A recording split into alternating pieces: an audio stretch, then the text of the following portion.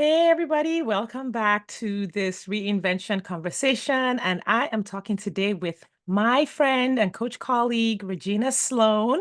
Regina, welcome. Hi, thank you. Hi, everybody, and thanks for having me. Absolutely. Can you please tell the viewers, listeners, the people who you are and what you do? Yeah, absolutely. So I'm Regina Sloan. I am a life coach. In the industry, we call it general life coaching, which just means I coach everyone on everything. Everybody has goals, and I help them reach them. Amazing, amazing. And for those of you who are new to my world, I'm Shadi Curry. I'm a dating coach for divorced women. And I help them date with ease. Like if it's not feeling fun, you're doing it wrong. Let me help you. Right. Awesome. So we're going to talk about reinvention. And you are the perfect person because you're a general life coach. And I think any kind of reinvention, even if it's in a specific area, tends to spill into all the areas of our lives. And so I'm really just going to dive in with one of the things that you had sent me earlier, which is the statement that emotional wealth creates space for us to explore personal reinvention.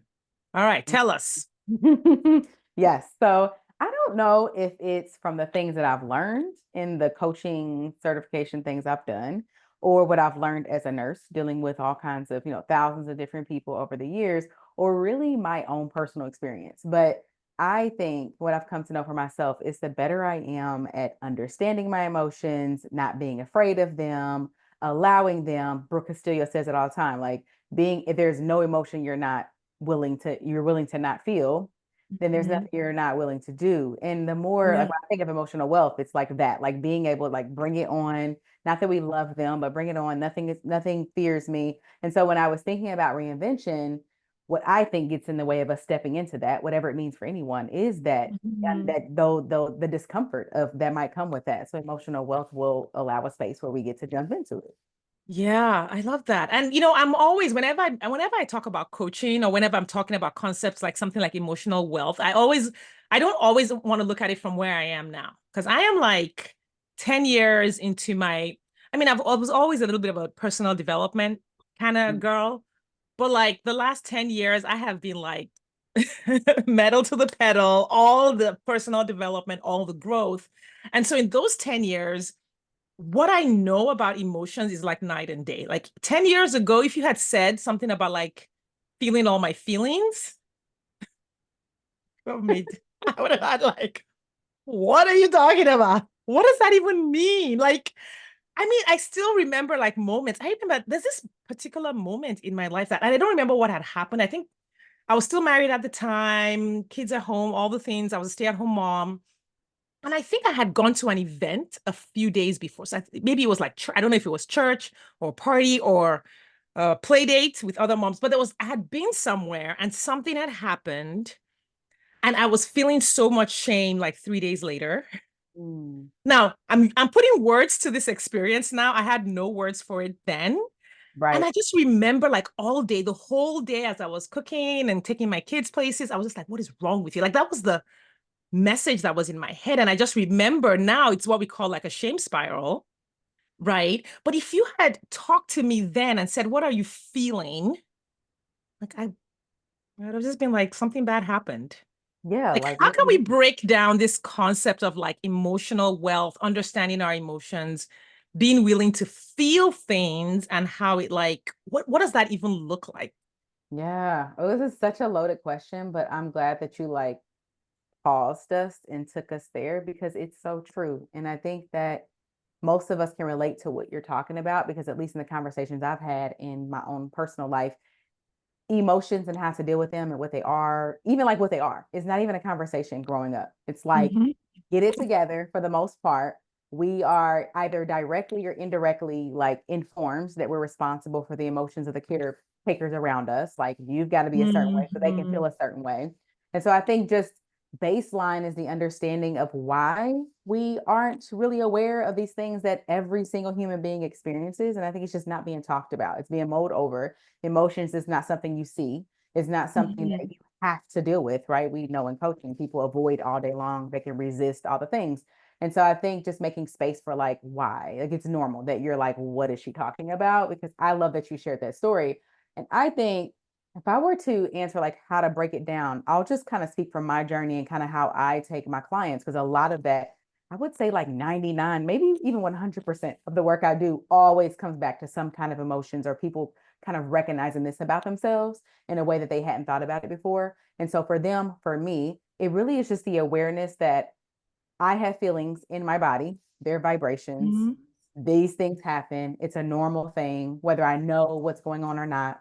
I think that we can overwhelm ourselves needing to like know, is this defeat or is this disappointment? Mhm. Right? Like the like all the emotions that you and I may be well versed in now.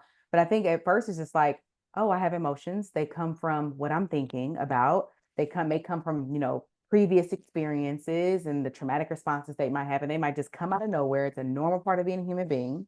And we at least know Mhm. if we like feel good or if we feel bad. Like just starting there is so powerful because it allows you to have to pause and like kind of take a step back. Like for you, you're like, why? Like you just like, I didn't know that I didn't put the words on there, but you still have the awareness, like, what is Mhm. going on? I just, and so I find that oftentimes we don't even have that. Like we're just like, wake up, go to bed, like, wait, what happened? Right. And that's where we get the avoiding and things like that. So I think the simple piece, I'm sure we may go further, is aware that it happens to everyone. It's present for Mhm. you. And is it good or is it bad? And then getting curious as to why. Yeah, yeah. I think just giving everyone the gift of knowing, hey, you are feeling things. I think if we even just told everybody, like everyone should have a feelings card. Put it in your wallet. You are feeling something right now. I'm not going to tell you what it is. I don't know what it is. You may not know what it is, but you are feeling. Okay. Yeah.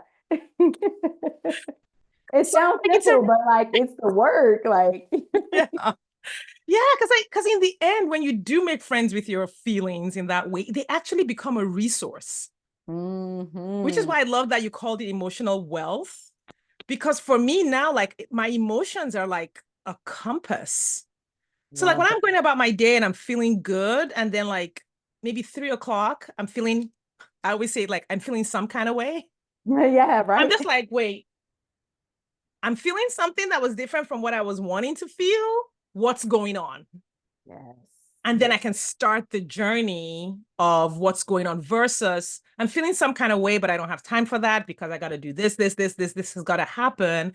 And of course, we know with the mind body connection that creates a lot of like stress in the body, creates disease, mental health challenges.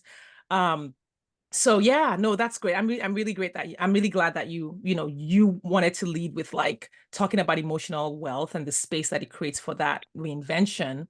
Now, in your, practice with your clients, how they use their emotional space? Like, I assume you help them develop some awareness, or if they already came with that awareness.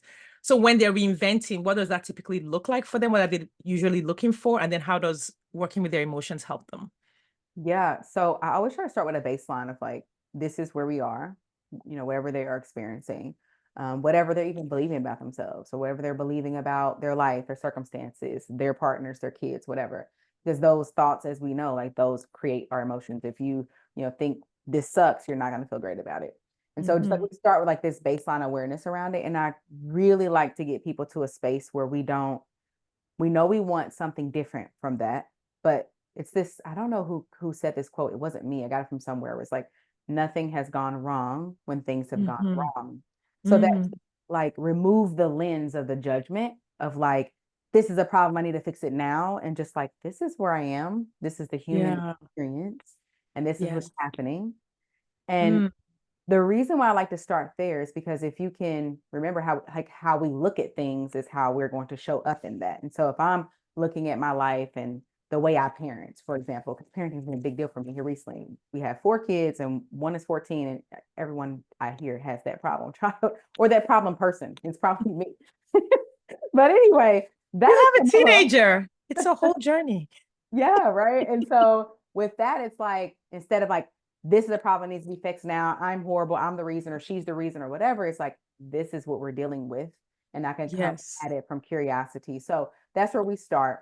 And then we really get clear on like what's happening. Like, how are you feeling? And usually that's a crazy question to most people. Like no one creates this space. Like our friends aren't really asking us seriously. Mm-hmm. Everyone's got their own lives and things like that, which is one of the reasons why I value coaching. But once you give people that space, if you sit long enough, people will begin to be like, you know Uh-huh. what? I'm sad or I'm Yeah. irritated or I thought my life would be better, like all these different things. So really creating a space for them to explore where they are. And then once we Mm-hmm. have established all that with self-compassion, curiosity, with this Mm-hmm. is what it is experience, then it's like, well, what do we want to create? Right. And that's when people tap in. There's so many different resources for those listening. How We Feel is an app that I absolutely love. It's free. It's all about I love emotion. it. Okay, so I use How We Feel. That's the one with the hearts, yeah. the rainbow hearts. Oh my God, I love that. I love that app. It's one of my Mhm. favorites. Yeah, it's helpful for me too. And so I always like tell my clients, download that. And so then Mm-hmm. you start to get those analytics and start to see, and it just like anything else, emotional wealth is a skill that you can learn. Like no one's exempt from it. You may only know Yeah. happy, mad, sad, but you can start there and grow from there. So we really just take it slowly where they are, but then also be intentional. That's why I loved when you said reinvention, because it's up to me. It's like intentionally, what do you want to create? And we go from there. Yeah, yeah. I mean, and for some clients, what they want to create is feeling better. Yes. It's not always I want to create $1 million, although $1 million is nice. Let's definitely create that. Yes. No, to your point. Yes. Like we over, I can't think of the word right now about that. It doesn't seem as important. Like even with Hmm. me, when I decided, you know what, I'm going to be a general life coach. I'm going to help everyone with everything. When I was a nurse, I never knew what was coming and I loved it. And, all the things. But Hmm. I struggled with that. Like, good enough. Well, it has to be rainbows and this and that. And the other's like, no, like, how is your life different when you can connect with your emotions and you can feel better and you can be in control of what's happening? Like, it's, Yeah, it is. And like there's so much reward. Oh my God. Okay. So I have been on TikTok recently, like I was telling you, trying to figure it out. I'm at 200 followers, which is like barely wow. beginning. It feels But like that's barely that's a beginning, big deal. but it is a big deal. That's 200 Mhm. humans who like me on TikTok. Yes. And they have a wide variety of community to choose from. Yes, yes. And I was on there and I was watching this TikTok and this woman said something that has really stuck with me. And she said, like, in the last, I don't know how many 100 years or whatever, we have society overall has shifted into okay, I think she started by talking about how we put a lot of value on whatever we think will solve our problems. And Mm, that the current society, we have been conditioned, or the narrative is that money is the thing that solves all of our problems. So now the highest value that we have as a society is on money. And so everything, all of our efforts into you get money and then you meet all these needs, or you solve all these problems that you have, but that's not always true. So her point was that that's not always true. Like mhm, money can solve all these problems. She listed, a lot of them, but she said that's not the only way to solve those problems. mm. Like you can actually choose to solve some problems a different way. I was like, oh my God, wait. That's Right? so good.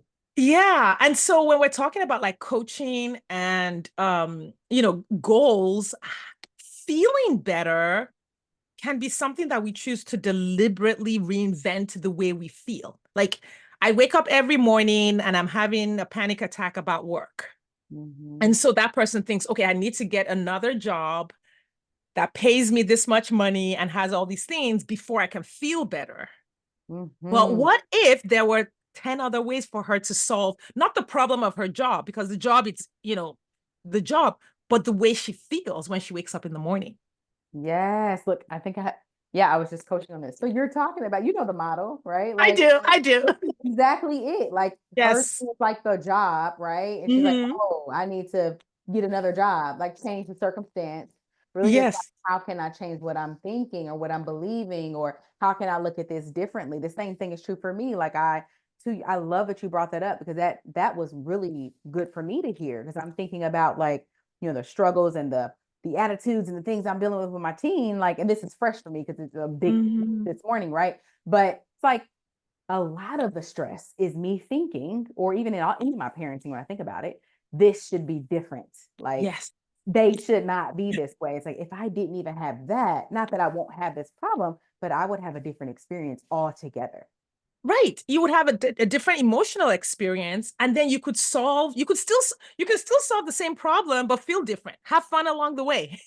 Yes, it reminds me of like especially in relationships, and this you probably would Mhm. talk to this about like it's not like it's you and that person against the problem, not like them the problem, and it just helps you Right. to really focus on that. Yeah, love that. Yeah. Yeah. And that it's been very profound for me to like really take a step back. And of course, you and I are entrepreneurs, so we know like every time we're in the business coaching circle, whatever circle we're in, it's like revenue, we're looking at the P&L, we're looking at the numbers, but then also like opening up my ideas around business and being like, okay, yeah, get the revenue, but what other experiences do I want to have along the way in Good. business? Oh, And I that's don't so good.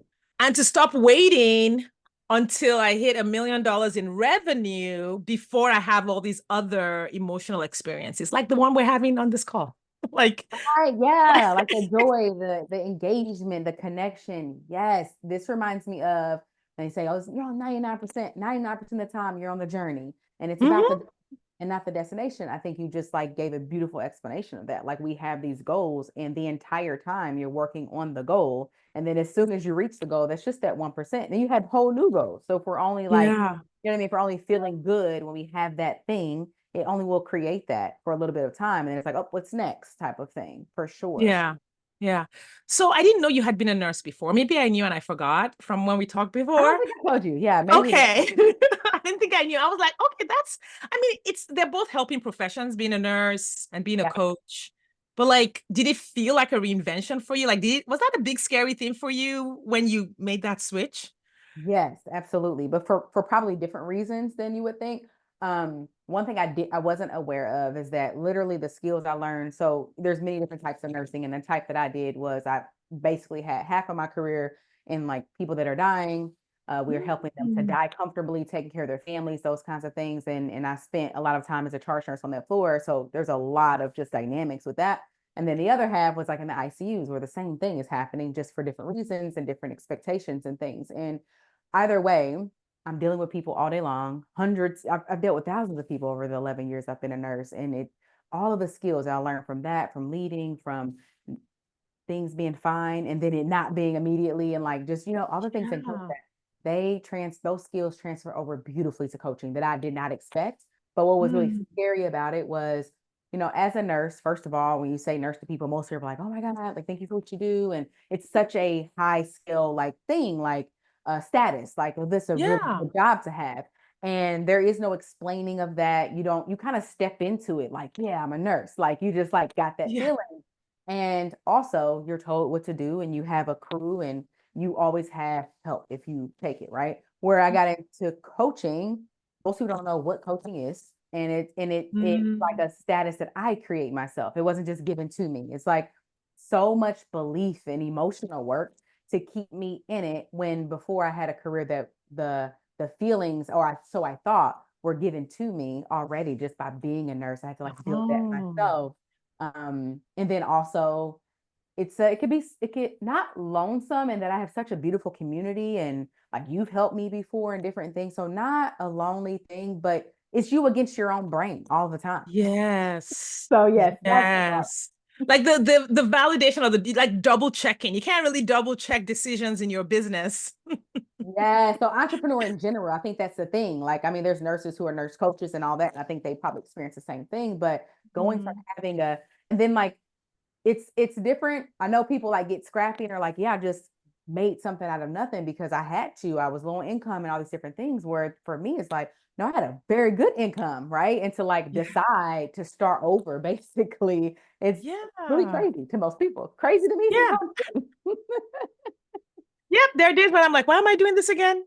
Like, is there a reason I'm putting myself through this? But I mean, I think we know why. I mean, it's just so fulfilling. I think the fulfillment, for me, a lot of it is the ability to give someone help that would have been hard for them to find just randomly elsewhere.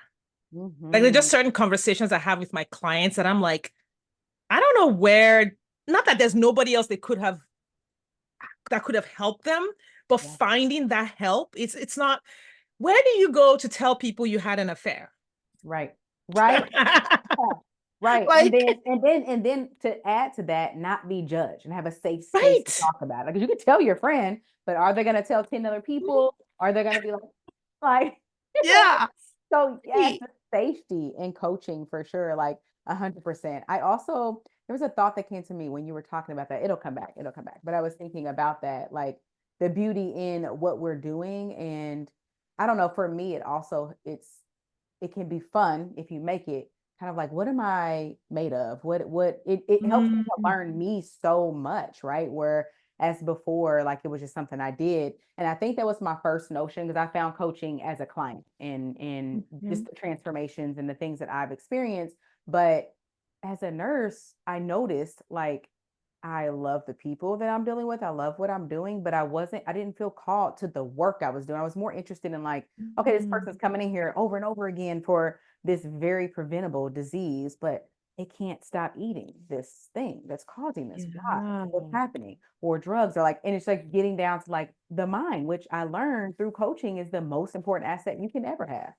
Yeah. Yeah. So you're going, what do they call it? You're going upstream to help solve the Hmm. problem that gets a lot of those people into the hospitals with, preventable diseases and stuff. Yeah, that's good you said that too, because I did struggle. Like, well, I was doing such great life-changing work. Like when I first decided I want to be a coach, and I'm like, I don't see this as valuable. And I had to Mhm. really realize, well, wait, like I'm helping, like you said, the upstream, going to the root of the problem with these Oh, people. Like yeah. they look different, but whereas before I was like helping them either on their deathbed or prevent that from happening. Here I'm like, Mhm. you're in your prime. You are up walking, doing like what kind of life do you Yeah. want to create from here? So it became so much powerful just by changing the way that I thought about it. Yeah. Yeah. It's like, it's the difference between being a financial advisor for someone, in their 50s who didn't save for retirement. And then you're helping them like, let's help you get a little bit together before Yeah. retirement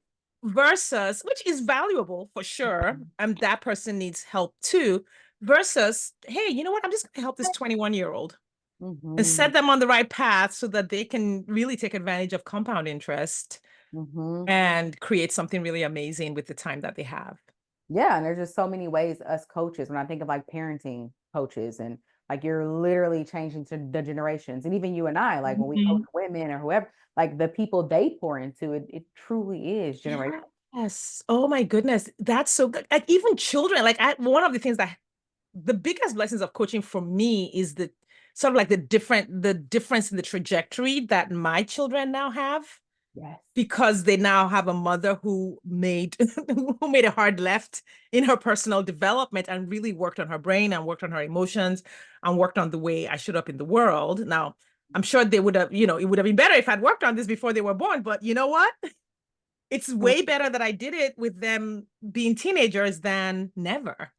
Yeah, that actually was my first introduction into parenting. When we talk about reinvention, into coaching. When we talk about reinvention, my first like real one-to-one was parenting because to your Mm. point, my oldest, he's 18 now, but he was 11 or so, 12, and it just was going left, like our relationship. And I was just using those very traditional ways to raise your children. Mhm. And I didn't like what was happening. And so coaching helped me to reinvent the entirety of my Yes. parenting. And we have two sets of kids. We got the teenagers and then we got the 4 and 7-year-old. And the beauty to your point of like changing things is when Mhm. I had the 7-year-old, I was very different from when I was raising the older two who were kind of teens then. And we're able to have conversations like, listen, this is how it was with you. You're not going to see that with them because of X, Y, Yeah. Z, and being able to talk about it. And although they Yeah. get the beautiful experience that my 4 and 7-year-old got from birth up, they're able to decide how they want to move forward with the information that I learned. Yeah. And, with me being similar, as in I did a lot of this work after my kids were like, they had just turned teens when I started really doing this work, is actually we have an ongoing relationship with our kids, Mhm. right? So just because they got the tail end, like you have the rest of everyone's lives Yes. to be this different parent.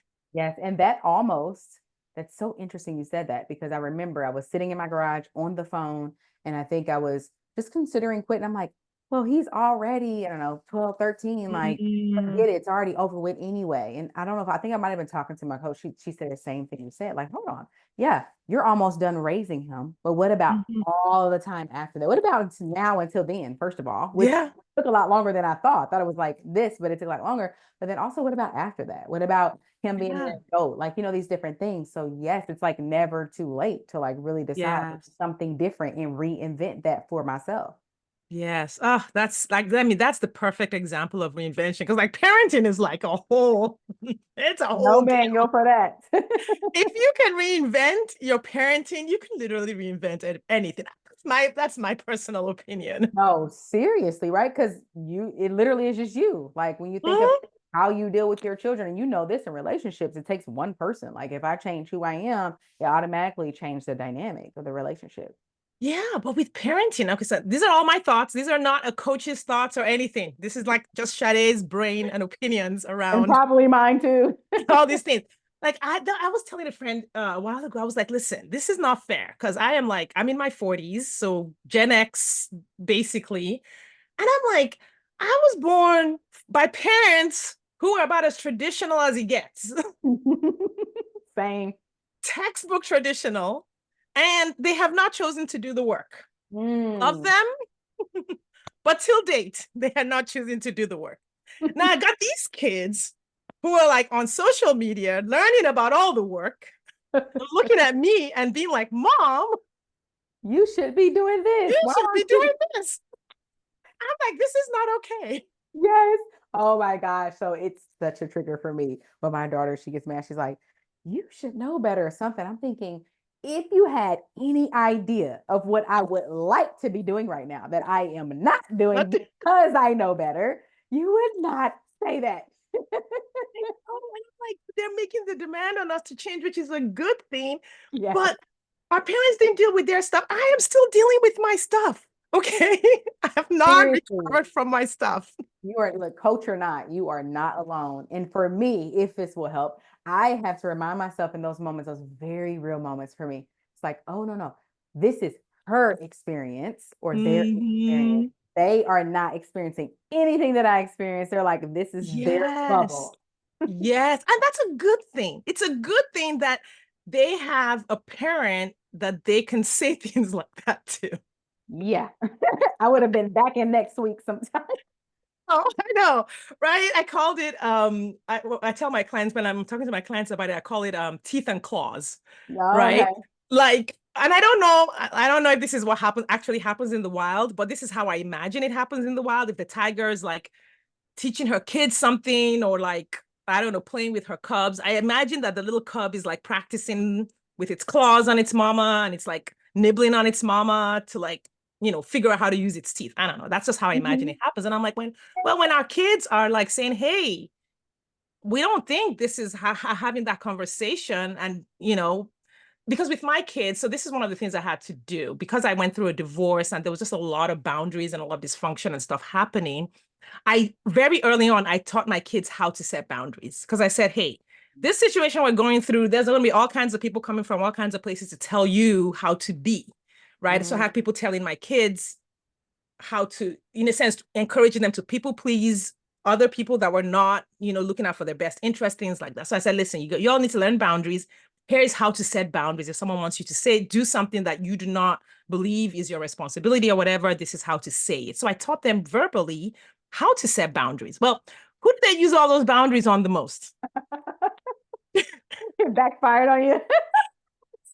I was the one who was there all the time. But it was to their benefit that they got to do that. So I just called it like teeth and claws. I was like, if you've got a little one with teeth and claws, they're just gonna sharpen them on you.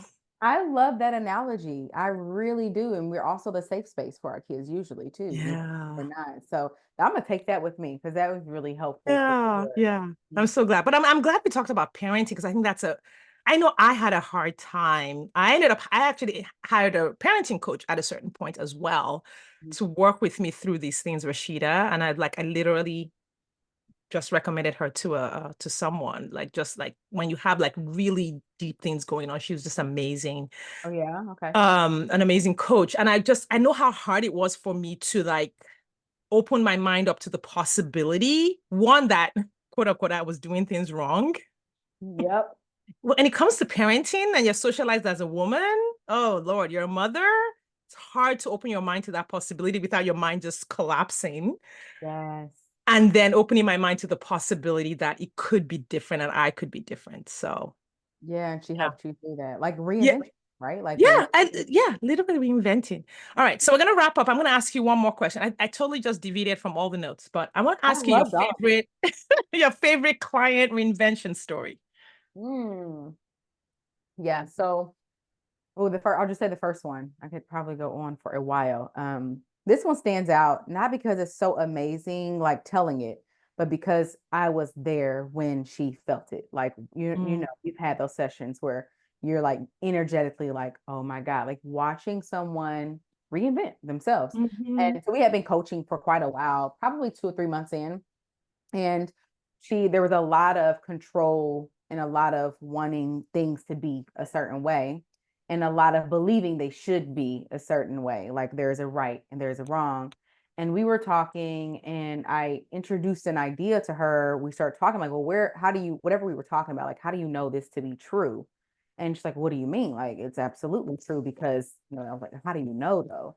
And we got like down to how, because it's what I was taught, or that's just how it is type of thing. And so, through coaching is not, it was for me to like help her see why she is like so dead strong on like this must be wrong and this is right. mhm, But she's also not liking the experience that creates.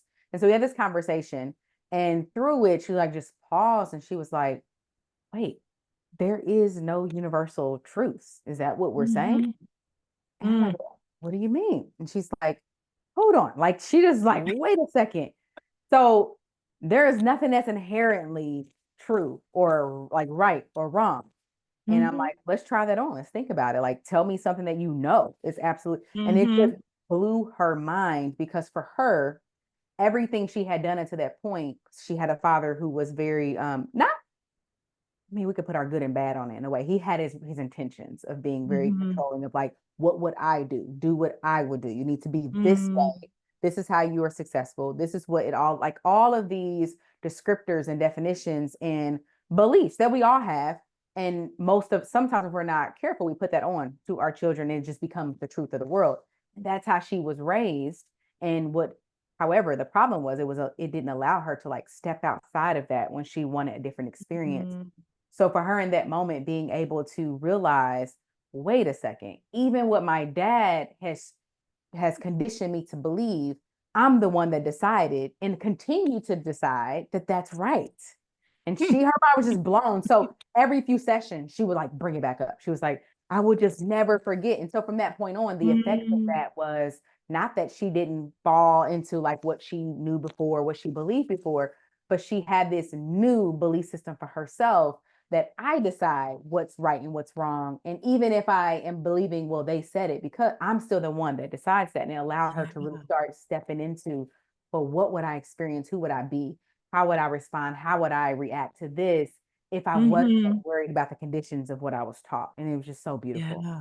Oh, I love that. That's so good. Yeah. And as you were talking about that, I was thinking about coaching that I received actually not long ago from my own coach about like when we have those beliefs that other people have put out there and like you said, we've taken on, we didn't consciously take it on, but we did take it on.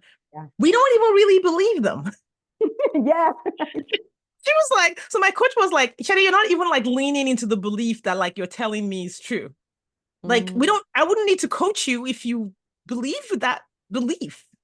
You would mm, just follow that belief all the way down and do all the things that that belief requires of you without any arguments, and you'd be happy.